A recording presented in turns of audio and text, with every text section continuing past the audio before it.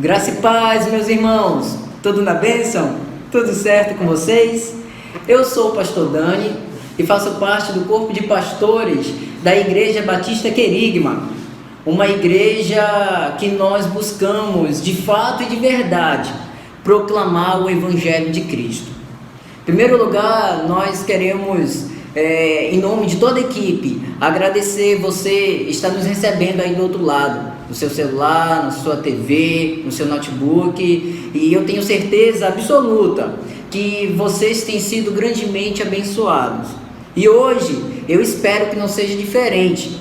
Por isso eu te peço, fica comigo até o final e em seguida curta esse vídeo e compartilhe com o máximo possível de irmãos, amém? E não só esse vídeo, mas todos os vídeos que nós temos lançado no canal oficial da nossa igreja, amém? O título da reflexão de hoje tem como nome Tempo de Arrependimento. E o texto se encontra lá em Mateus, capítulo 11, versículos 16 e 17. Se você está com a sua Bíblia próxima, eu te convido você a pegar, ou se de repente você tem fácil acesso a uma Bíblia, também me acompanhe comigo nessa leitura. Mateus capítulo 11, versículos 16 e 17, diz assim a palavra do Senhor: A que posso comparar esta geração? Ela se parece com crianças que brincam na praça. Queixam-se a seus amigos dizendo: tocamos flauta e vocês não dançaram, entoamos lamentos e vocês não se entristeceram. Jesus comparou aquela geração com crianças que estão brincando na praça. Essa brincadeira era comum entre as crianças judias naquela época. Elas brincavam nas praças, nos lugares abertos, entoando louvores, entoando canções, enquanto outra parte das crianças dançavam. Em um outro momento, elas entoavam lamentos e as outra parte das crianças, elas fingiam que se lamentavam, fingiam que choravam. Mais ou menos nos dias de hoje, como se fosse aquela brincadeira morto e vivo. Você já brincou dessa brincadeira? Só que tem uma observação importante. Essas crianças, elas agiam, elas não brincavam da forma correta. No momento em que se entoava canções de alegria, elas não dançavam, e enquanto se entoavam canções de lamentações, elas não se entristeciam. Elas faziam totalmente o contrário, não se tinha uma sintonia entre elas. Era como se fosse hoje, nós falássemos para as crianças: vivo! E as crianças se agachassem, se abaixassem e não ficassem em pé. Morto! E em vez delas se abaixarem, elas permaneceriam em pé, de forma que a ação delas, as atitudes delas fossem como de crianças birrentas. E irmãos, é esse tipo de crianças que Jesus faz a comparação com aquela geração. Aquela geração formada por religiosos, por pessoas que se diziam que conheciam as escrituras, mas na verdade Jesus as comparou como meninos, como crianças que brincam na praça e meninos birrentos. A grande pergunta que o Senhor ele faz para nós hoje é: com que ele iria nos comparar? Será que nós somos uma geração diferente daquela época? Será que nós estamos agindo como meninos birrentos, como crianças que estão brincando na praça diante da seriedade, diante do decreto que Deus tem estabelecido no mundo nesses últimos dias? Queridos, nós vivemos tempos de reflexão. Nós não podemos agir como agiu aquela geração naquela época. Uma geração que não ouviu a voz de Deus, não teve discernimento dos tempos, não entendeu que ali era um tempo de arrependimento.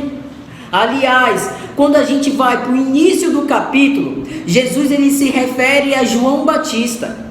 João Batista ele estava preso, ele estava se sentindo só, estava com dor, sofrimento, uma circunstância totalmente adversa. E ali passou em seu coração uma dúvida: será que de fato Jesus era o Messias esperado, anunciado? Será que aquele Jesus que ele mesmo havia batizado era o Filho de Deus, como ele teve aquela experiência no batismo? Sabe, me permitam abrir um parênteses. Até nós que buscamos viver uma vida que agrade a Deus, que agrada a Deus, em momentos de dificuldades, em momentos de dor, a dúvida pode surgir em nossos corações. Mas temos que aprender como João Batista.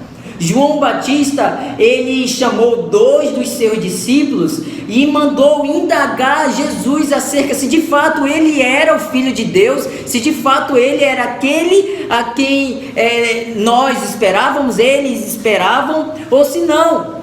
Jesus, ao encontrar os discípulos de João Batista, mandou a seguinte resposta: voltem a João e contem a ele o que vocês veem e ouvem.